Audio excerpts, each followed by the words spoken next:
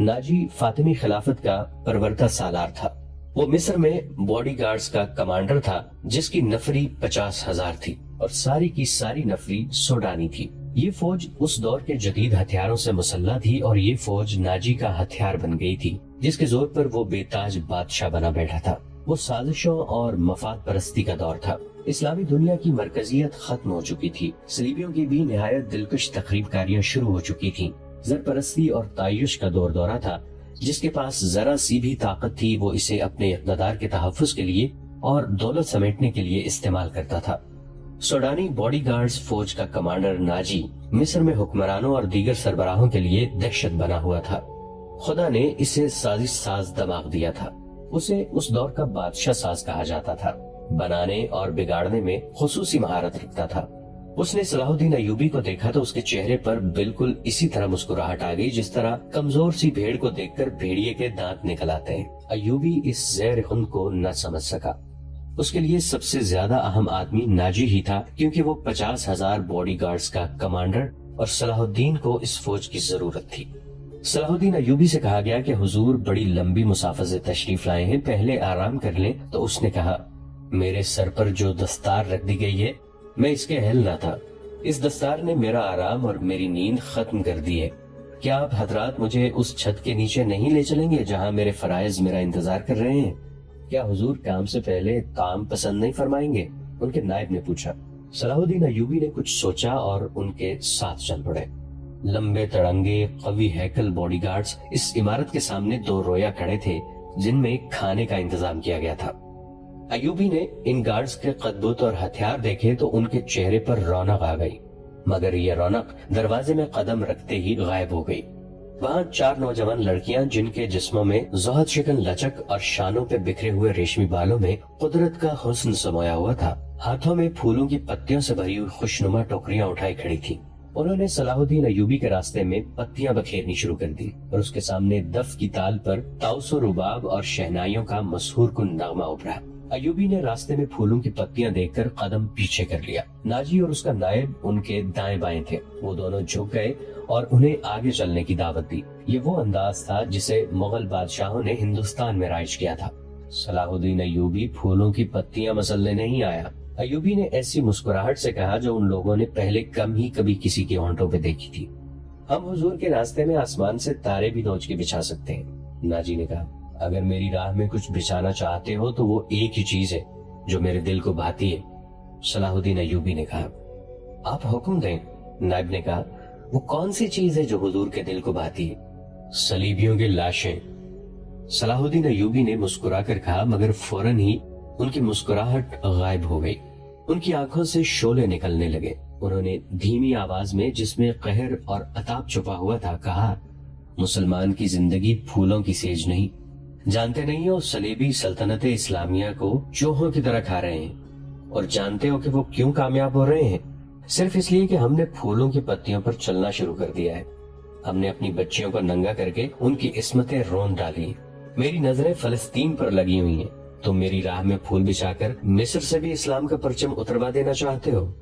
انہوں نے سب کو ایک نظر دیکھا اور دبدبے سے کہا، اٹھا لو یہ پھول میرے راستے سے۔ میں نے ان پہ قدم رکھا تو میری روح کانٹوں سے چلنی ہو جائے گی۔ ہٹا دو لڑکیوں کو میرے راستے سے، کہیں ایسا نہ ہو کہ میری تلوار ان کے اتنے دلکش سنہرے بالوں میں الجھ کر بیکار ہو جائے۔ حضور کی جاؤ حشمت، مجھے حضور نہ کہو۔ صلاح الدین ایوبی نے بولنے والے کو یوں ٹوک دیا جیسے تلوار سے کسی کافر کی گردن کاٹ دی ہو۔ انہوں نے کہا، حضور وہ تھے جن کا تم کلمہ پڑھتے ہو اور جن کا میں غلام بے دام ہوں۔ میری جان فدا ہو اس حضور صلی اللہ علیہ وآلہ وسلم پر کہ جن کے مقدس پیغام کو میں نے سینے پر کندہ کر رکھا ہے۔ میں یہی پیغام لے کے مصر آیا ہوں۔ صلیبی مجھ سے یہ پیغام چھین کر بحرۂ روم میں ڈبو دینا چاہتے ہیں، شراب میں غرق کر دینا چاہتے ہیں۔ میں بادشاہ بن کے نہیں آیا۔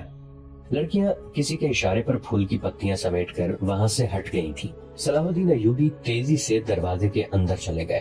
ایک وسیع کمرہ تھا، اس میں ایک لمبی میز رکھی تھی جس پر رنگا رنگ پھول بکھرے ہوئے تھے اور ان کے درمیان روسٹ کیے ہوئے بکروں کے بڑے بڑے ٹکڑے، سالم مرغے اور جانے کیسے کیسے کھانے سجے ہوئے تھے۔ صلاح الدین ایوبی رک گئے اور اپنے نائب سے پوچھا، کیا مصر کا ہر ایک باشندہ اسی قسم کا کھانا کھاتا ہے؟ نہیں حضور، نائب نے جواب دیا، غریب لوگ تو ایسے کھانے کے خواب بھی نہیں دیکھ سکتے۔ تم سب کس قوم کے فرد ہو؟ صلاح الدین ایوبی نے پوچھا۔ کیا ان لوگوں کی قوم الگ ہے جو ایسے کھانوں کے خواب بھی نہیں دیکھ سکتے؟ کسی طرف سے کوئی جواب نہ پا کر انہوں نے کہا، اس جگہ جس قدر ملازم ہے اور جہاں جتنے سپاہی ڈیوٹی پر ہیں ان سب کو اندر بلاؤ، یہ کھانا انہیں کھلا دو۔ انہوں نے لپک کر ایک روٹی اٹھائی، اس پر 2-3 بوٹیاں رکھی اور کھڑے کھڑے کھانے لگے۔ نہایت تیزی سے پوری روٹی کھا کر پانی پیا اور باڈی گارڈز کے کمانڈر ناجی کو ساتھ لے کر اس کمرے میں چلے گئے جو وائس رائے کا دفتر تھا۔ 2 گھنٹے بعد ناجی باہر نکلا، دوڑ کر اپنے گھوڑے پر سوار ہوا، ایڑ لگائی اور نظروں سے اوجھل ہو گیا۔ رات ناجی کے خاص کمرے میں اس کے 2 کمانڈر جو اس کے معتمد اور ہمراز تھے اس کے پاس بیٹھے شراب پی رہے تھے۔ ناجی نے کہا، جوانی کا جوش ہے، تھوڑے دنوں میں ٹھنڈا کر دوں گا۔ کمبخت جو بات بھی کرتا ہے کہتا ہے رب کعبہ کی قسم صلیبیوں کو سلطنت اسلامیہ سے باہر نکال کے دم لوں گا۔ صلاح الدین ایوبی، ایک کمانڈر نے طنزیہ کہا، اتنا بھی نہیں جانتا کہ سلطنت اسلامیہ کا دم نکل چکا ہے، اب سوڈانی حکومت کریں گے۔ کیا آپ نے اسے بتایا نہیں کہ یہ 50,000 کا لشکر سوڈانی ہے؟ دوسرے کمانڈر نے ناجی سے پوچھا، اور یہ لشکر جسے وہ اپنی فوج سمجھتا ہے صلیبیوں کے خلاف نہیں لڑے گی؟ تمہارا دماغ ٹھکانے ہے اور ناجی نے کہا، میں اسے یہ یقین دلایا ہوں کہ یہ 50,000 سوڈانی شیر اس کے اشارے پر صلیبیوں کے پرخچے اڑا دیں گے۔ لیکن ناجی چپ ہو کر سوچ میں پڑ گیا۔ لیکن کیا؟ لیکن اس نے مجھے حکم دیا ہے کہ مصر کے باشندوں کی ایک فوج تیار کرو۔ ناجی نے کہا، اس نے کہا ہے کہ ایک ہی ملک کی فوج مناسب نہیں ہوتی، وہ مصر کے لوگوں کو بھرتی کر کے ہماری فوج میں شامل کرنا چاہتا ہے۔ تو آپ نے کیا جواب دیا؟ میں نے کہا کہ آپ کے حکم کی تعمیل ہوگی۔ ناجی نے جواب دیا، مگر میں ایسے حکم کی تعمیل نہیں کروں گا۔ مزاج کا کیسا ہے؟ اردش نے پوچھا۔ ضد کا پکا معلوم ہوتا ہے، ناجی نے جواب دیا۔ آپ کی دانش اور تجربے کے سامنے تو وہ کچھ بھی نہیں لگتا، دوسرے کمانڈر نے کہا۔ نیا امیر مصر بن کے آیا ہے، کچھ روز یہ نشہ طاری رہے گا، میں یہ نشہ اترنے نہیں دوں گا۔ ناجی نے کہا، اسے اس نشے میں بدمست کر کے ماروں گا۔ بہت دیر تک یہ تینوں صلاح الدین ایوبی کے خلاف باتیں کرتے رہے اور اس مسئلے پر غور کرتے رہے کہ اگر صلاح الدین ایوبی نے ناجی کی بے تاج بادشاہی کے لیے خطرہ پیدا کر دیا تو وہ کیا کارروائی کریں گے۔ ادھر صلاح الدین ایوبی اپنے نائبین کو سامنے بٹھائے یہ ذہن نشین کرا رہے تھے کہ وہ حکومت کرنے نہیں آئے اور نہ کسی کو حکومت کرنے دیں گے۔ صلاح الدین نے ان سے کہا کہ انہیں جنگی طاقت کی ضرورت ہے اور انہوں نے یہ بھی کہا کہ یہاں کا فوجی ڈھانچہ انہیں بالکل پسند نہیں۔ 50,000 باڈی گارڈز سوڈانی ہیں، ہمیں ہر خطے کے باشندوں کو یہ حق دینا ہے کہ وہ ہماری فوج میں آ جائیں، اپنے جوہر دکھائیں اور مال غنیمت میں سے اپنا حصہ وصول کریں۔ یہاں کے عوام کا معیار زندگی اسی طرح بلند ہو سکتا ہے۔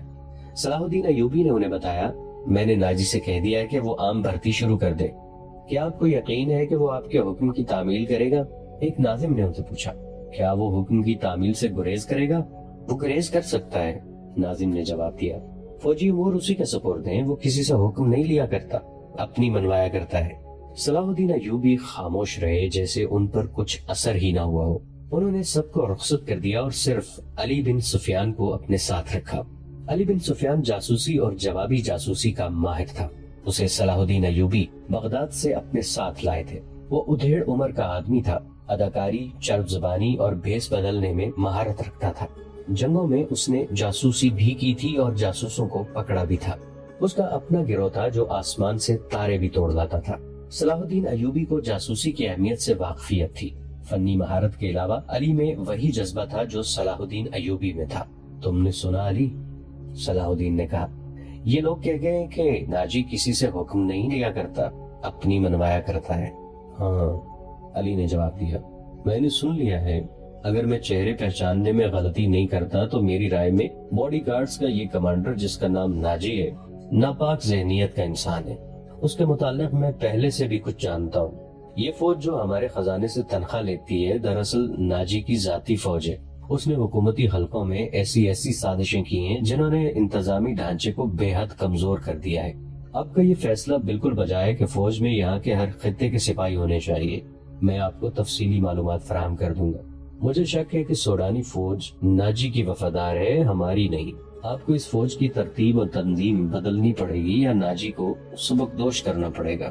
میں اپنی صفوں میں ہی اپنے دشمن پیدا نہیں کرنا چاہتا، صلاح الدین ایوبی نے کہا۔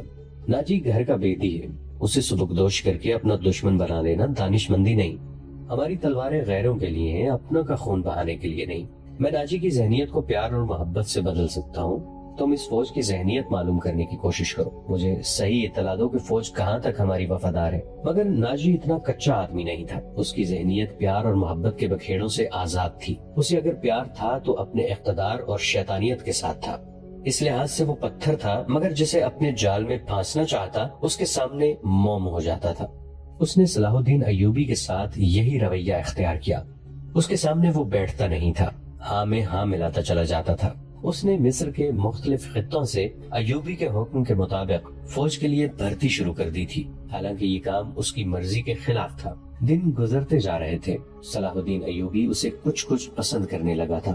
ناجی نے اسے یقین دلایا تھا کہ سوڈانی باڈی گارڈز فوج حکم کی منتظر ہے اور یہ قوم کی توقعات پر پورا اترے گی۔ ناجی صلاح الدین ایوبی کو 2-3 مرتبہ کہہ چکا تھا کہ وہ باڈی گارڈز کی طرف سے اسے دعوت دینا چاہتا ہے اور فوج اس کے اعزاز میں جشن منانے کے لیے بے تاب ہے، لیکن صلاح الدین ایوبی مصروفیت کی وجہ سے یہ دعوت قبول نہیں کر سکا تھا۔ رات کا وقت تھا، ناجی اپنے کمرے میں اپنے 2 معتمد جونیئر کمانڈروں کے ساتھ بیٹھا شراب پی رہا تھا۔ 2 ناچنے والیاں سازوں کی ہلکی موسیقی پر مستی میں آئی ہوئی ناگنوں کی طرح مسحور کن اداؤں سے رقص کر رہی تھی۔ ان کے پاؤں میں گھنگرو نہیں تھے، ان کے جسموں پر کپڑے صرف اس قدر تھے کہ ان کے سطر ڈھکے ہوئے تھے۔ اس رقص میں خمار کا تاثر تھا۔ دربان اندر آیا اور ناجی کے کان میں کچھ کہا۔ ناجی جب شراب اور رقص میں محو ہوتا تھا تو کوئی مخل ہونے کی جرت نہیں کر سکتا تھا۔ صرف دربان کو معلوم تھا کہ وہ کون سا ضروری کام ہے جس کی خاطر ناجی عیش و طرب کی محفل سے اٹھا کرتا ہے، ورنہ وہ اندر آنے کی جرت نہ کرتا۔ اس کی بات سنتے ہی ناجی باہر نکل گیا اور دربان اسے دوسرے کمرے میں لے گیا۔ وہاں سوڈانی لباس میں ملبوس ایک ادھیڑ عمر آدمی بیٹھا تھا، اس کے ساتھ ایک جوان لڑکی تھی۔ ناجی کو دیکھ کر وہ اٹھی۔ ناجی اس کے چہرے اور قد کاٹ کی دلکشی دیکھ کر ٹھٹک گیا۔ وہ عورتوں کا شکاری تھا، اسے عورتیں صرف اپنی عیاشی کے لیے درکار نہیں ہوتی تھی، ان سے وہ اور بھی کئی کام لیا کرتا تھا، جن میں ایک یہ تھا کہ وہ نہایت خوبصورت اور عیار لڑکیوں کے ذریعے بڑے بڑے افسروں کو اپنی مٹھی میں رکھتا تھا، اور ایک کام یہ بھی کرتا تھا کہ انہیں امیروں وزیروں کو بلیک میل کرنے کے لیے استعمال کرتا تھا اور ان سے وہ جاسوسی بھی کراتا تھا۔ جس طرح قصاب جانور کو دیکھ کر بتا دیتا ہے کہ اس کا گوشت کتنا ہے، اسی طرح ناجی لڑکی کو دیکھ کر اندازہ لگا لیا کرتا تھا کہ یہ کس کام کے لیے موزوں ہے۔ لڑکیوں کے بیپاری اور بردہ فروش اکثر ناجی کے پاس مال لاتے رہتے تھے۔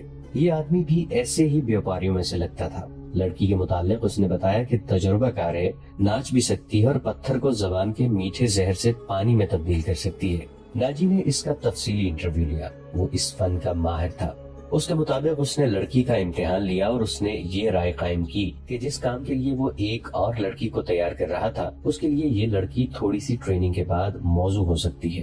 سودا طے ہو گیا، بیوپاری قیمت وصول کر کے چلا گیا۔ ناجی لڑکی کو اس کمرے میں لے گیا جہاں اس کے 2 ساتھی رقص اور شراب سے دل بہلا رہے تھے۔ اس نے لڑکی کو ناچنے کے لیے کہا۔ لڑکی نے جب چوغا اتار کر جسم کو 2 ہی بل دیے تو ناجی اور اس کے ساتھی تڑپ اٹھے۔ پہلی دونوں ناچنے والیوں کے رنگ پیلے پڑ گئے۔ اس نئی لڑکی کے سامنے ان کی قدر و قیمت کم ہو گئی تھی۔ ناجی نے اسی وقت محفل برخاست کر دی اور اس لڑکی کو اپنے پاس بٹھا کر سب کو باہر نکال دیا۔ لڑکی سے نام پوچھا تو اس نے زکوئی بتایا۔ ناجی نے اسے کہا، زکوئی، تمہیں یہاں لانے والے نے بتایا تھا کہ تم پتھر کو پانی میں تبدیل کر سکتی ہو۔ میں تمہارا یہ کمال دیکھنا چاہتا ہوں۔ پتھر کون ہے؟ زکوئی نے پوچھا۔ نیا امیر مصر، ناجی نے جواب دیا۔ وہ سالار اعظم بھی ہے۔ صلاح الدین ایوبی؟ زکوئی نے پوچھا۔ ہاں، صلاح الدین ایوبی، ناجی نے کہا۔ اگر تم اسے پانی میں تبدیل کر دو تو اس کے وزن جتنا سونا تمہارے قدموں میں رکھ دوں گا۔ وہ شراب تو پیتا ہوگا؟ نہیں، ناجی نے جواب دیا۔ شراب، عورت، ناچ گانے اور تفریح سے وہ اتنی ہی نفرت کرتا ہے جتنی ہر مسلمان خنزیر سے کرتا ہے۔ میں نے سنا تھا آپ کے پاس لڑکیوں کا ایسا طلسم ہے جو نیل کی روانی کو روک لیتا ہے۔ زکوئی نے کہا، کیا وہ طلسم بیکار ہو گیا ہے؟ میں نے ابھی آزمایا نہیں، ناجی نے کہا۔ یہ کام تم کر سکتی ہو۔ میں صلاح الدین ایوبی کی عادتوں کے متعلق تمہیں بہت کچھ بتاؤں گا۔ کیا آپ اسے زہر دینا چاہتے ہیں؟ زکوئی نے پوچھا۔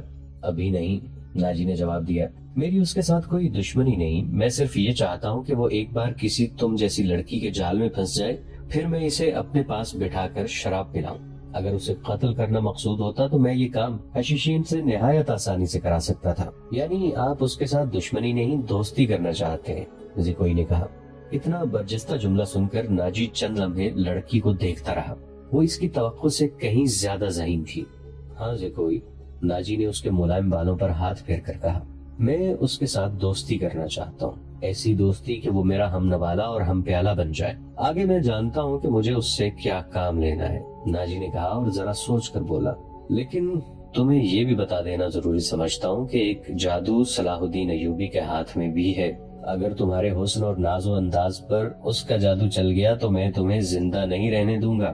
اگر تم نے مجھے دھوکہ دیا تو تم ایک دن سے زیادہ زندہ نہیں رہ سکو گی. صلاح الدین ایوبی تمہیں موت سے بچا نہیں سکے گا. تمہاری زندگی اور موت میرے ہاتھ میں ہے. تو مجھے دھوکہ نہیں دے سکو گی. اسی لیے میں نے تمہارے ساتھ کھل کر باتیں کی ہیں, ورنہ میرے رتبے اور حیثیت کا آدمی ایک پیشہ ور لڑکی کے ساتھ پہلی ملاقات میں ہی ایسی باتیں کبھی نہیں کرتا. یہ آپ کو آنے والا وقت بتائے گا کہ کون کس کو دھوکہ دیتا ہے. زکوئی نے کہا. مجھے یہ بتائیے کہ صلاح الدین ایوبی تک میری رسائی کس طرح ہوگی؟ میں اسے ایک جشن میں بلا رہا ہوں, ناجی نے کہا. اسے رات اپنے ہاں رکھوں گا اور تمہیں اس کی خوابگاہ میں داخل کر دوں گا. میں نے تمہیں اسی مقصد کے لیے بلایا ہے, آگے میں سنبھال لوں گی. ناظرین, آج کے لیے اتنا ہی. ہماری ویڈیو سے اپڈیٹڈ رہنے کے لیے ہمارے اس چینل کو سبسکرائب کر کے نیچے موجود بیل آئیکن کو ضرور کلک کیجیے گا. آپ کے ساتھ انشاءاللہ جلد ملاقات ہوگی اسی کہانی کی نئی قسط کے ساتھ. تب تک کے لیے اپنا بہت سا خیال رکھیے گا. ہمارا اور آپ کا اللہ نگہبان.